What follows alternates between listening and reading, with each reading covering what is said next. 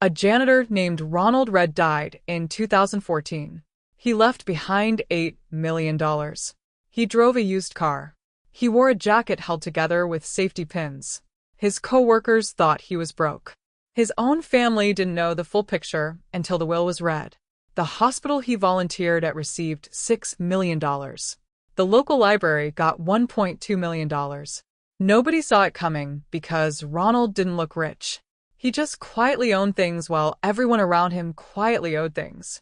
Meanwhile, a guy named Clarence made $180,000 a year as a hospital administrator in the same town. Nice house, leased BMW, 2 vacations a year, good schools for the kids. Clarence died the same year with $11,000 in savings and $340,000 in debt. On paper, Clarence looked successful. In reality, he was running a treadmill so fast he never noticed it wasn't going anywhere. Here's what nobody wants to say out loud. The wealth gap in this country has almost nothing to do with how much money you make. It has everything to do with what category your money lives in after it hits your account. And the reason most people never figure this out is because the entire system around them is engineered to convert income into consumption before it can become anything else. My name is Tom, and I spend an uncomfortable amount of time studying how money actually accumulates versus how people believe it accumulates. If you're someone who earns a decent income, feels like you're doing the right things, but can't figure out why your net worth never seems to move the way your salary does, this video is going to reframe something fundamental for you. By the end, you'll understand the one structural divide that separates the people who build generational wealth from the people who earn a lot and end up with very little. You'll understand why the advice to work harder and earn more is not just incomplete, it's quietly keeping you poor.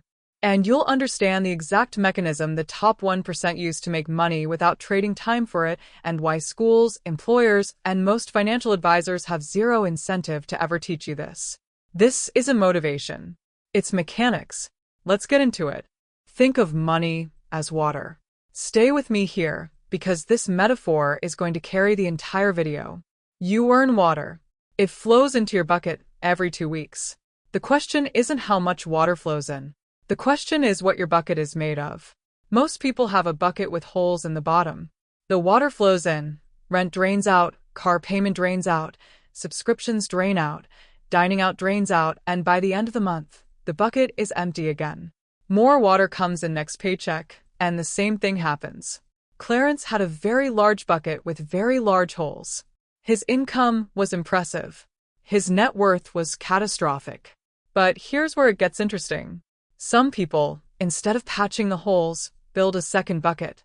A sealed bucket. One that doesn't drain. Every time water comes into the first bucket, they pour some into the second one before it can drain out. That sealed bucket is an asset. It holds the water. And here's the part that breaks people's brains. Over time, the sealed bucket starts generating its own water.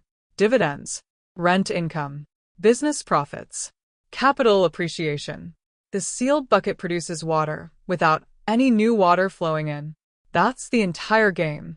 Not how much water flows in, how much water stays sealed. Ronald Red understood this intuitively. He never earned a high income, but every time water came in, he poured some into sealed buckets called stocks. For decades, quietly, while everyone around him spent their water on things that drained back out. Clarence never built a sealed bucket because the holes in his first bucket were too elegant, too visible, too socially validated. A leased BMW is a very prestigious hole. A private school tuition is a very respectable hole. But there's still holes. Now, let's talk about the actual mechanics because this is where the math becomes undeniable. There are 2 categories of money in the world. The first category is earned income. This is the money you get paid for doing something. You show up, you work, you get paid. You stop showing up, the money stops. This is how roughly 93% of Americans generate their primary income. It is also the most heavily taxed category of money in existence. A dollar you earn from your salary can be taxed at 22%, 24%, 32%, or higher depending on your bracket. You pay payroll taxes on top of that. Social Security, Medicare, in some states, state income tax. By the time a dollar of salary hits your bank account, it has already lost 30 to 40 cents to various forms of taxation. This is not an accident. The tax code was written by people who own assets. It was not written to protect people who earn wages. The second category is investment income, capital gains, dividends, rental income structured correctly, business income passed through an entity. A dollar earned from a long-term investment is taxed at 0%, 15%, or 20%, depending on your income level. The maximum long-term capital gains rate is 20%. The maximum ordinary income rate is 37%.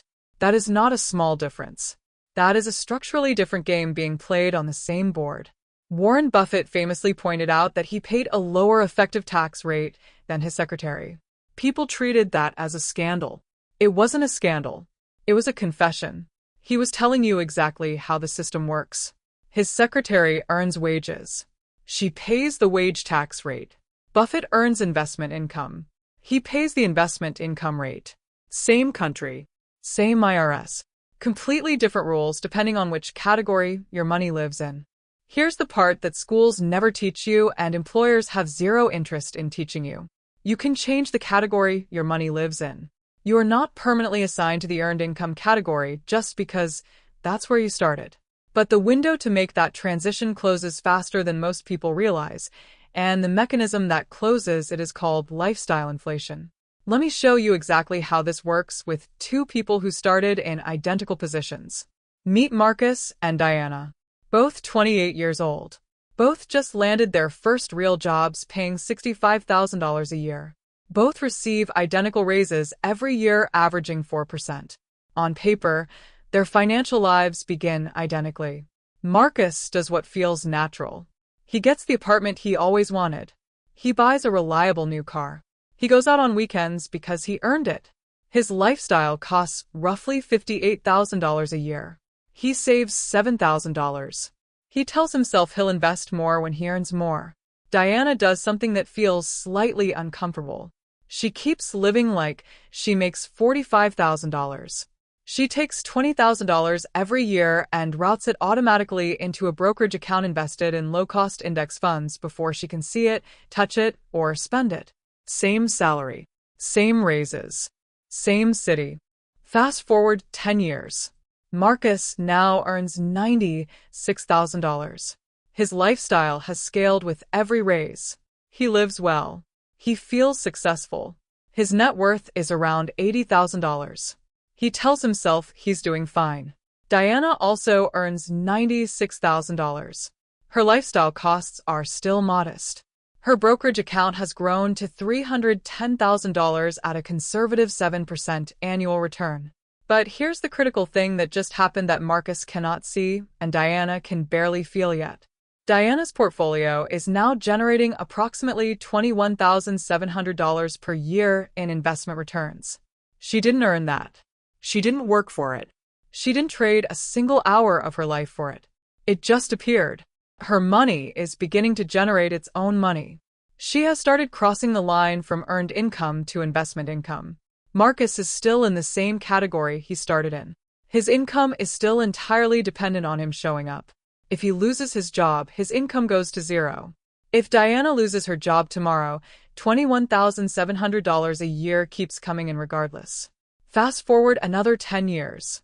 Marcus earns $142,000. He's done well professionally. He has $190,000 in his 401k. He's proud of it. Diana earns $142,000. She has $890,000 across her accounts. Her portfolio is generating approximately $62,000 a year in investment returns. That is nearly what the median American household earns from working full-time. Diana's money is now working almost as hard as Diana herself. The gap between them is not a salary gap. They made the same money. The gap is a category gap. Marcus's money never stopped being earned income. Diana's money quietly migrated into investment income over 20 years of automated, boring, invisible discipline. Now here's the psychological trap that keeps most people in Marcus's category their entire lives. And I want to be precise about this because it's subtle and it's brutal. The trap is not laziness. It's not ignorance. Most people understand, at least abstractly, that investing is important. The trap is that lifestyle inflation is socially rewarded and asset accumulation is socially invisible. When Marcus gets a raise and upgrades his apartment, people notice. His social status visibly improves. He gets validation. Dinner parties, Instagram, casual conversations, all of it signals that Marcus is doing well. When Diana gets the same raise and routes it silently into index funds, nothing visible changes. Nobody congratulates her. Her car is the same. Her apartment is the same. From the outside, she looks like she's falling behind. And because humans are profoundly social creatures who take cues from their environment, the pressure to consume is not just internal. It comes from everywhere. It comes from the algorithm showing you what people your age are buying. It comes from your employer, who benefits when you need your paycheck and cannot afford to quit. It comes from a financial industry that makes fees on products sold to people who consume financial complexity rather than build simple asset bases. Here's the uncomfortable historical context that makes this click. For most of human history, wealth was land. You either owned land or you worked land that someone else owned. The people who owned the land collected rent. The people who worked it paid rent. The landlord's income was not dependent on their labor. The tenant farmer's income was entirely dependent on theirs. The Industrial Revolution changed the asset class from land to factories. Same structure. Factory owners collected profits. Factory workers traded time for wages. The financial revolution of the 20th century expanded the asset class again. Now the assets are stocks, bonds, real estate, and intellectual property. The structure is identical. Asset owners collect returns without trading time. Wage earners trade time for money that can disappear the moment they stop showing up. The specific asset class changed 3 times. The underlying structure of who wins and why has not changed once in 5,000 years of recorded economic history. This is not a conspiracy. It's a pattern. And the reason schools don't teach it is not malicious. It's structural. Schools are designed to produce skilled workers, not asset owners. Workers fuel the economy. Asset owners fund the economy. The system needs far more workers than it needs asset owners. So the education system produces what the economy demands. Let me give you a concrete scenario that shows how close most people actually are to crossing the line without realizing it. Meet Kevin. He's 41, makes $88,000 a year as a project manager, has $145,000 in his 401k, feels behind, feels like the wealth he sees around him is out of reach. He's right that he's behind, but he's wrong about why. Kevin thinks his problem is income.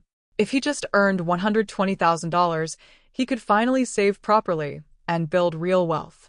So Kevin spends enormous mental energy pursuing promotions and raises.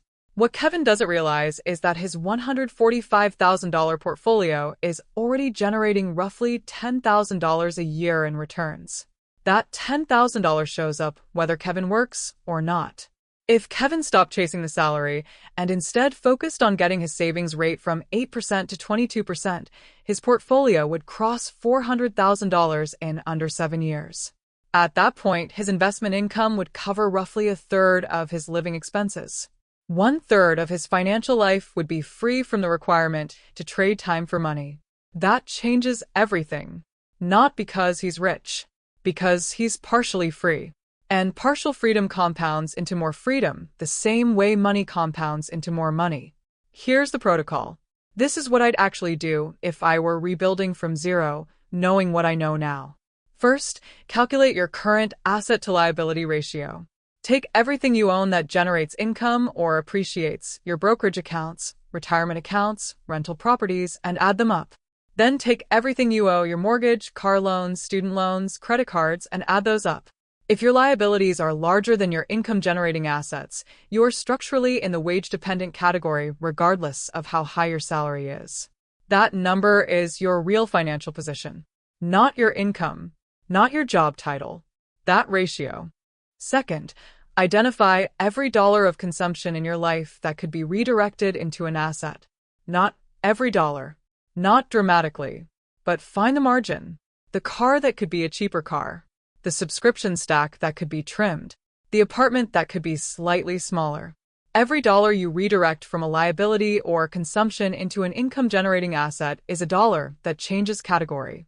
It stops being earned income and starts becoming investment income. The goal is not to be miserable.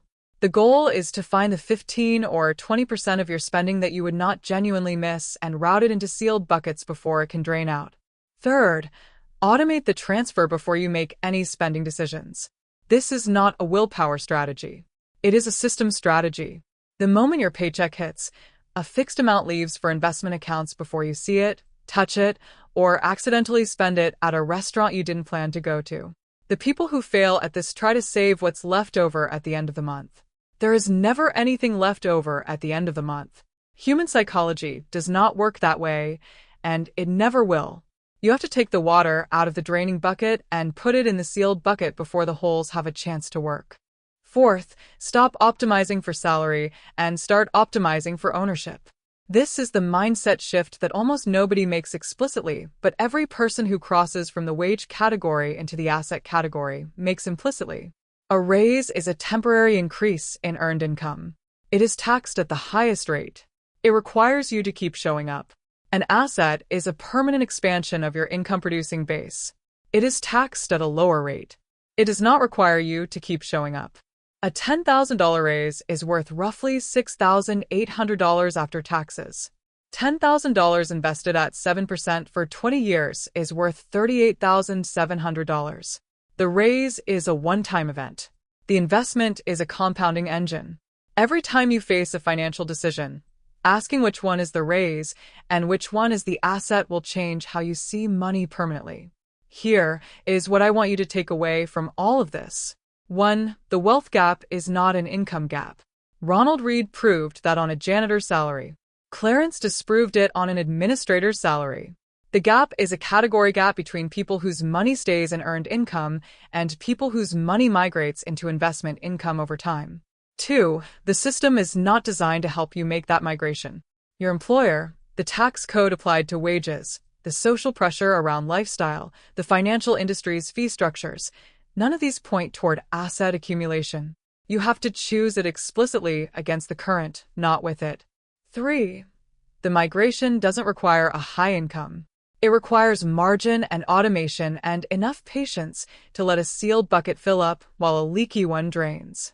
Ronald Read had all three. Clarence had none.